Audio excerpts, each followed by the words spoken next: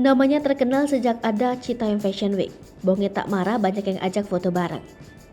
Bonge mengaku senang karena saat ini kawasan Duku Atas mulai ramai masyarakat yang ikut nongkrong di sana sehingga muncul istilah Citayam Fashion Week yang viral. Kini, setelah namanya melambung, Bonge semakin banyak yang mengajak berfoto. Meski begitu, Bonge memastikan tak akan marah jika ada yang mengajak dirinya foto bareng karena ia memang senang melakukannya. Terkait wacana anak-anak Citayam Fashion Week akan pindah ke PIK, Bonge mengatakan dirinya tak tahu apa-apa. Ia mengaku lebih baik pindah pulang ke rumah dibanding harus pindah tempat nongkrong.